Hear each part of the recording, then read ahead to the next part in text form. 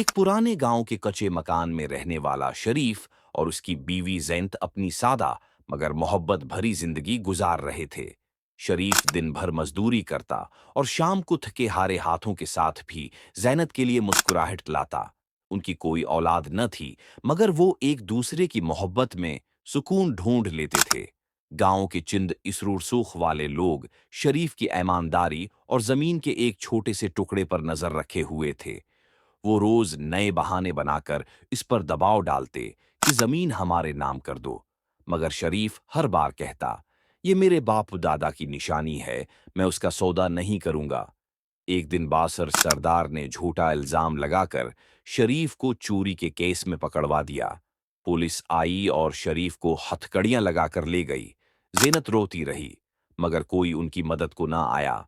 दिन रात की भाग दौड़ और गांव के दर दर की ठोकरें खाने के बाद जीनत ने सच्चाई के गवाह ढूंढे।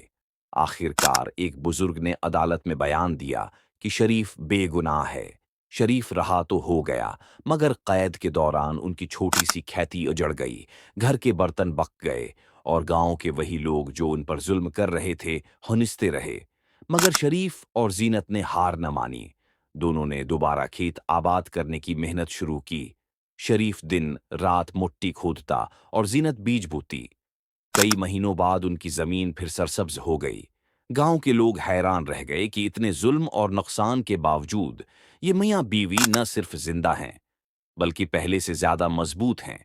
शरीफ ने सबके सामने कहा, जुल्म चाहे जितना भी बड़ा हो, अल्लाह की मदद के सामने छोटा है। मेहनत और सब्र कभी रायगा नहीं जाते।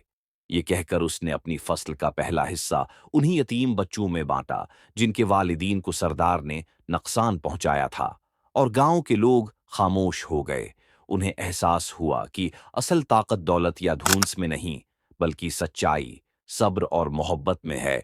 और शरीफ और जीनत की जिंदगी गांव के हर दिल में एक जिंदा मिसाल बन गई।